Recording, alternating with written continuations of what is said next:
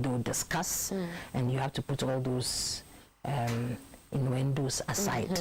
But many times somebody walks in and the first impression, and I mean, you're so enthralled that probably you're not even listening to the person through. You made up your mind. Somebody on the panel make up their mind. But of course, we have a systematic way of assessment as well. So all those things are going down. But you just don't want to put people off. That's it. I'm not sure. I've not come across anywhere that they've discriminated here. I've heard. Maybe they do about hair and things like that. But we are saying that look your best. Look your best. Look your best. So I'm sure we've started the interview discussion already. You spoke about, in your book, 5 reasons why you didn't get that job. You spoke about qualification, experience, competence. Am I missing something? I have interview here. I think it's left with one. Yes, so your application. The application. Yes, what about the application? Okay, so what's the deal? Very big deal, because that is where you are capturing yourself. Okay. So they put a job out there. You see you qualify. You see you have experience. You've developed your competencies that you can put across. What are you going to do? You have to apply for it. And many times adverts will put the procedure.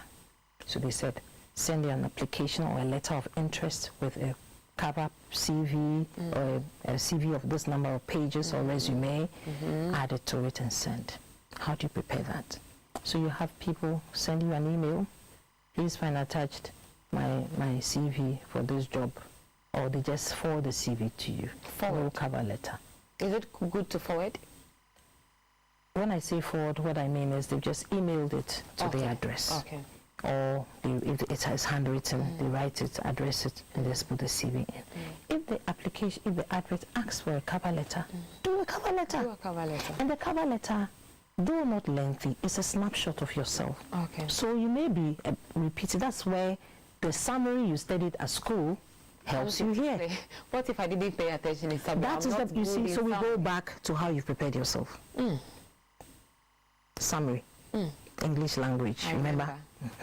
The summary helps you here. So you introduce yourself, who you are, what qualification you have, what experience you have that is tied to this job, and then finish off there and send it off. Okay, so that is where you've got to make sure that your application itself captures who you are, and your CV, which is part of your application, or your resume. You know, we use the words interchangeably, but it depends on which arena you're using that in. So those two must go together. Sometimes you have to go on a website and complete a predetermined form. Just do that. And then they talk about deadline. Keep to the deadline. If the deadline is 5 p.m. Friday, make sure that before 5, if you were interested in the job, you should have started preparing before.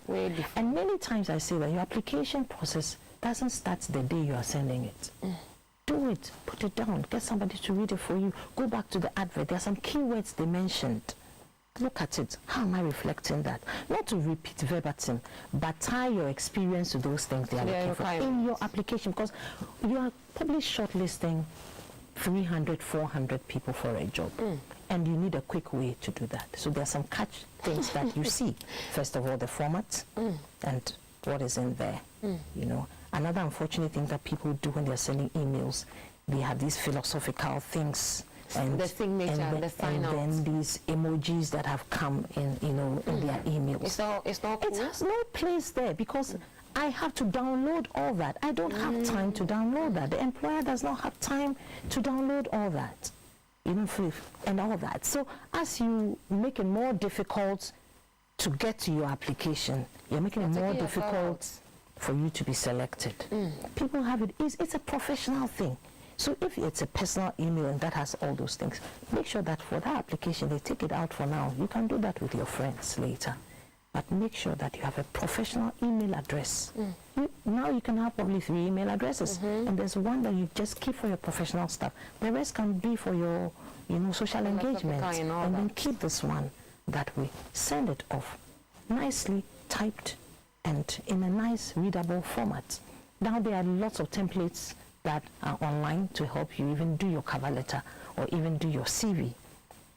Look at it and use one that is not too complicated for employers to get. And you'll be amazed that even people who are very experienced don't get a CV thing right. Sometimes they ask you for Do you a need number. to have a course in CV writing or something? How do people, how can they get it right? I know that there are lots of, I mean, especially at the universities or even secondary schools, sometimes vacation classes, kids are being teach taught how them. to do these things, basic, Okay. you know, but as you grow, you've got to make it more Upgrade. exactly for yourself, you know. And so in the book, I've talked about some format to follow, you know, and then what you should put in there, and then don't just talk too much. Sometimes people just cut the job description from the previous job. As soon as you see it, as HR people we see, You know. you just see that it's a Cut job. and paste. So it's not you speaking to you. You're telling me what your employer said you should come and do. You see, you are not telling me what experience can you have do. acquired. Speak to it, talk about your successes, but you've got to learn to summarize and keep it interesting and engaging and exciting. That when I get your CV, there are some CVs you see, you say, oh, wow. But that's them selling themselves. Now you get to the interview, and then now you have to come and talk about it. You know, and the other thing we talk about is make sure that you're conversant with your CV, what you've put there. You yourself, you know what Be you put there. conversant with it. I've interviewed people who couldn't relate to things on their CV, and I said, things you said you've done. Doesn't mean speak they to dubbed somebody's CV, or? Only God knows. But the point is that you must be able to speak. We'll ask you to talk about yourself, your Okay. experiences. Speak to it. You said you've done, you worked in this capacity. Tell us about it. And so that's where you generate the interesting stories and the things you led and the things you contributed to. Then we see you at play all in that, you know. So that's the application process that Okay. also is one reason. If you get it right, at least you've gone another step. Because there are steps. Okay. What's There the are next steps. step? Then we talked about the interview. Okay. So after your application is, we do a shortlisting. And many times you're looking for just one person, and you Why have. will you waste the time of about 20 people when you're looking for just one person? But you see, you have to have a fair process. Okay. You can't just go out and pick people. But does that happen that sometimes the employer has one particular person? They say those things, but if you have an organization that wants to follow due process, Okay. why not? I know people, sometimes they say they fake interviews. They know what they want Is to it do. true? I won't speak for everybody. I know that professionally we want to Not do the right. right thing. We do headhunting, but sometimes when you headhunt, you also want to put it back in the process. Okay. You know. Why? To deceive all of us that you're doing the right thing? Not necessarily bringing a lot more people to apply, but if you're headhunting, the organization decides that we are headhunting. So we're headhunting probably 5 people. And we know where we went to because we know we could get the skills in this person. We've seen the person play on the market. So we go out. Would you be interested here? Submit your application. And we still have a process of interviewing and selection. Okay. Because headhunting is all about doesn't mean they just go and handpick one person and bring them in. Maybe you also have an internal candidate. And so you get the internal candidate also involved in the process. You know. So all that process must happen. And out of the 450 people that applied, maybe you shortlist down to 10. And then you shortlist again. How many people can you interview? You know, so you have to tighten it a bit to maybe 6, depending on the organization's policies, tighten it up. And then now you're lucky. You're one of the 6. You are nearly there. So you have to prepare for your interview. How do you prepare? Preparation involves quite a number of things. And you actually started preparing when you applied, when you saw the job. Okay, so you're psyching yourself up to it.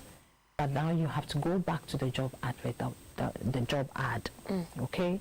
And then your application, your CV, what the job is. The other level of preparation is talking to people who have similar roles, Okay. finding out about the organization you've applied to go and work in. What kind of organization is this?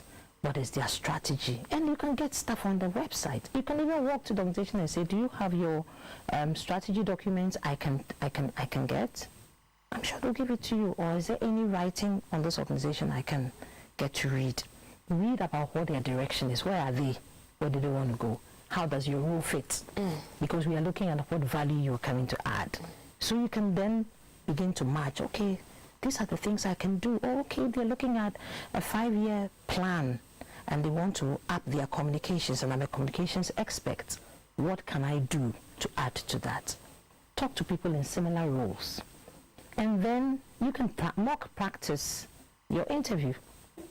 So you say that, get a friend to sit down, and let them practice, ask a couple of questions. That is also part of preparation. You know, sometimes you'll be given some assessment to do. You can't determine what assessment, a written assessment, you can't determine that. So that one, it's just your knowledge you're going to have to play. Your writing skills come to play if you have to write. Sometimes we put you in a scenario where you have a discussion with other candidates. Why? We just want to see how you play, your team playing skills, how you leadership. You know, some things come to play, and how you communicate, how you relate to people. You know, people show up very quickly. It's just one level of it. Okay. And then you get to have the face-to-face. It's not always that you just straight into face-to-face. You may write, you may do some psychometric that is determining your personality type, because some believe that some jobs are for certain personality types. You know, is it true? Oh yes. There's a science to all this. Okay. You know, there's a science to it. So all that is done. And then, of course, if you have to come and sit with people, how are you carrying yourself? How you've dressed yourself up that day? We hear stories about the color matches that people bring to interviews. And the guys often have it okay. You're in a shirt tucked in with a belt, you're fine. Do you need to put on a tie if you're a guy? You can, but that's because people believe that it makes you look smart. Do you have to put on a jacket? I don't think it's cast in stone. But whatever will make you comfortable and look professional, do it. I've said that T-shirts is not on at any time, unless you appreciate that the organization, you know that the organization appreciates that. You know, maybe some of the creative industries. Exactly, they don't mind, you know, and they want to see how creative you are as well. So, and easy going. But for the interview, maybe sometimes even find out. You know, but for the ladies, you know, anything, we all have our skirt suits. Does it have to be dresses? Suits? It doesn't have to be. It doesn't have to be. Can somebody be in an African print? You know, we have this debate going. Why not? Do you sit in interviews with people with African print? Yes, because it's not offensive at all. When they are saying formal way, they are referring to the suits and the ties and the jackets. I think it's all the thing we've adopted. Okay, but it depends on how you make yourself look. We know people who have the practice of just doing African wear all the time.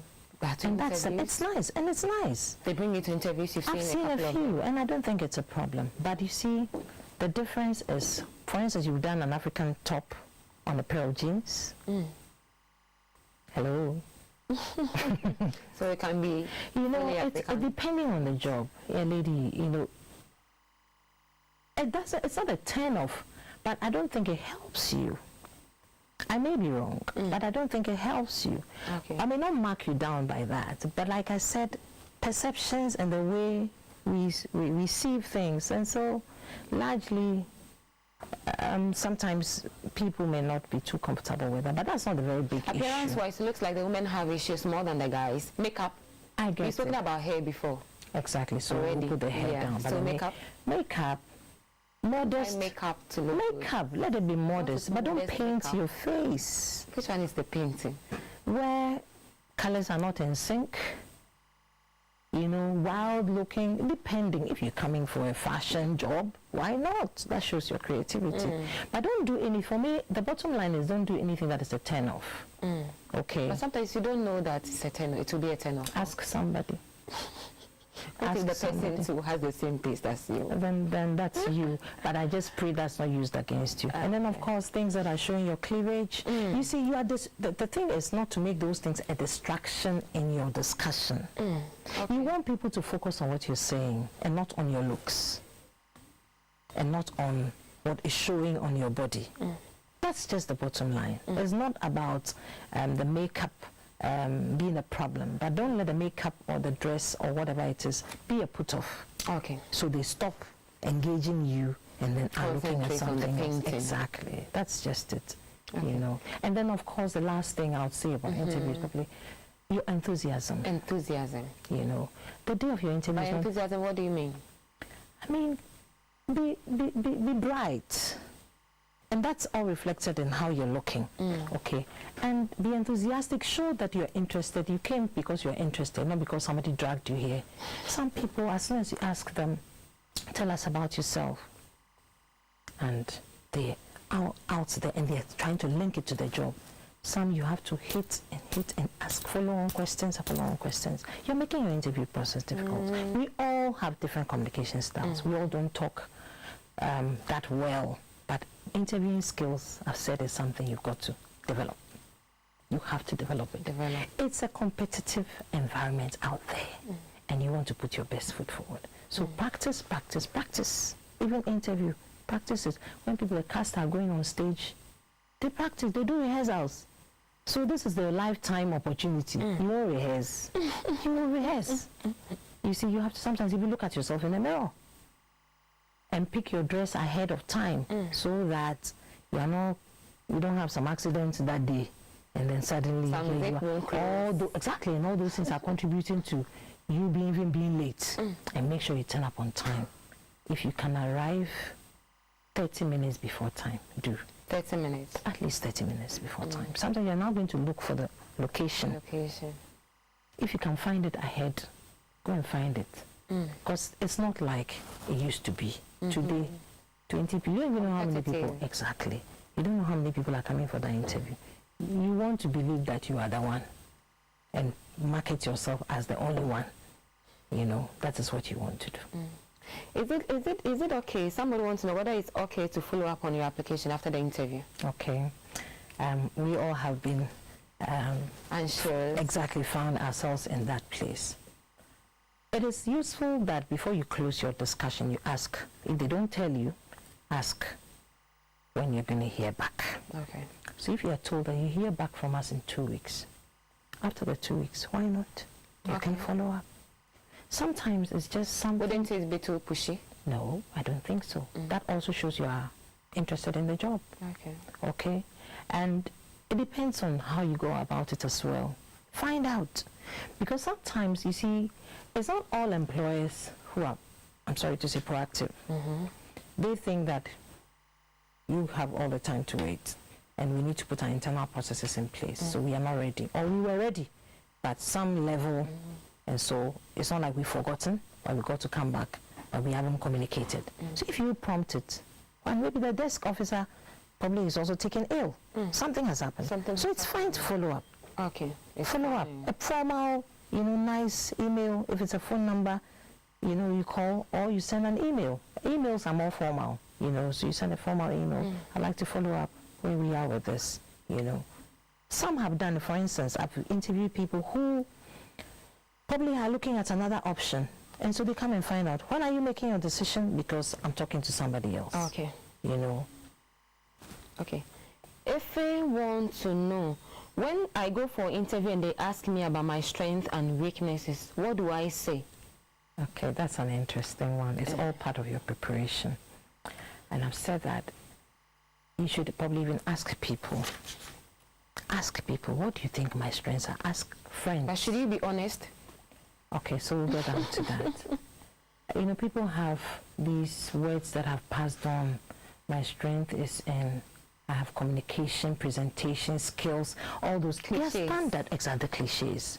If you can avoid those, So I won't give you stereotype strengths, but capture what you think is relevant for that job. Then for the weaknesses, some people, I'm told I work too hard. That also is a cliche. And when somebody says that, what runs through your mind if you're on the panel? They're trying to dodge the question.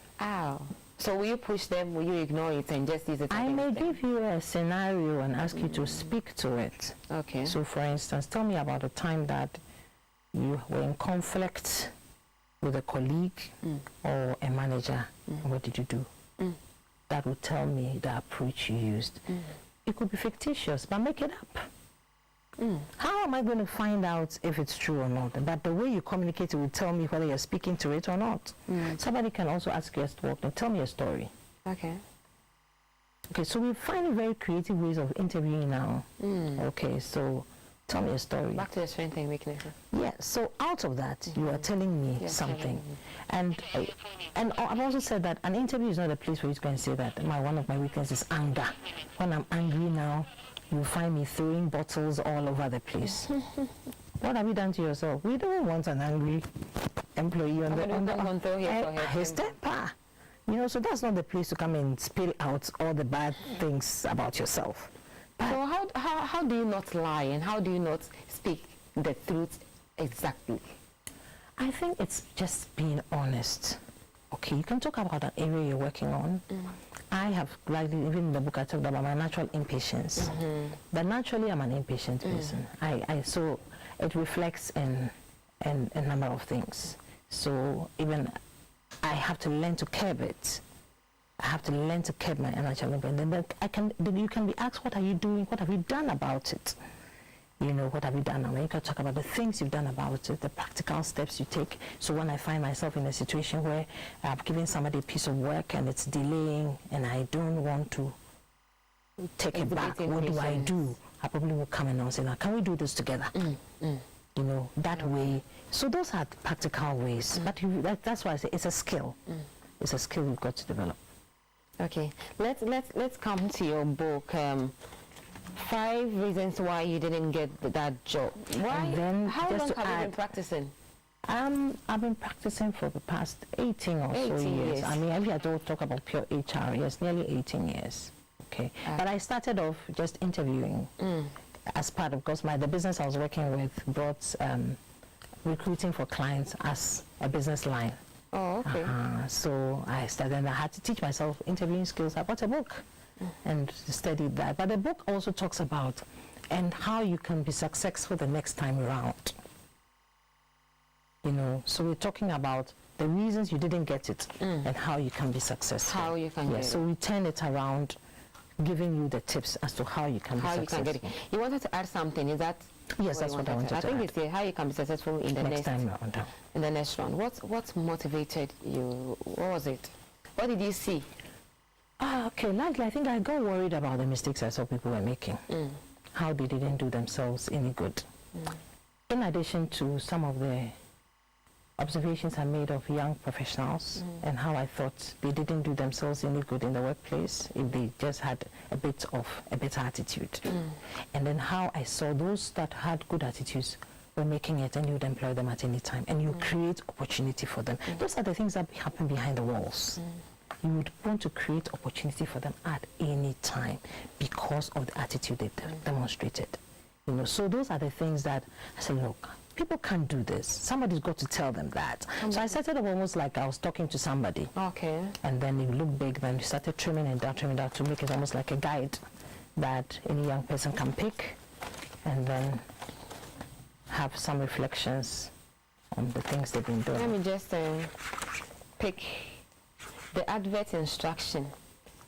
Did you read and understand the advertisement? Some candidates apply for just any job, and that is absolutely unacceptable. Yes. I think you mentioned that. I just want to develop your shape.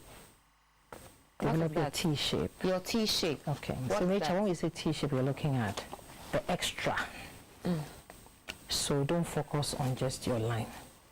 The extra. You know, broaden your horizon. Broaden your base. Get interested in other things because people are looking for people who probably even do multiple jobs to add things to your table. You know, so broaden it, learn other things, get interested in what is happening in your environment. Finally, before we go, let me just read this message and I'll ask you my last question. This message says, thanks so much for your time and also for the good work you are doing for the good people of Ghana. I don't know whether to you or to me. Maybe it's you. Finally, before we go, why is it important that we have knowledge on getting a job, the interview and the rest? And even why should I get such a book? Funny, we talked about... Can't I Google? You can. There are things, frankly, there are things you're going to get. But like on the internet, you're going to get everything. Everything. So you've got to sift it. So this is just putting some information together and then also tailoring it to our context, what we found. The context. Okay, exactly, our context. So that we found. And then beyond this, looking at how we can engage the young people on the further questions that they have. I have a page called Career Success on Facebook. Okay. And so, and then when we are launching on the 25th of November, this Saturday, at the Kaiser King Hall. Okay. And so all the people who come in there will take their data and look at how we can support them. Which people are you expecting? Largely young people, young professionals. Okay.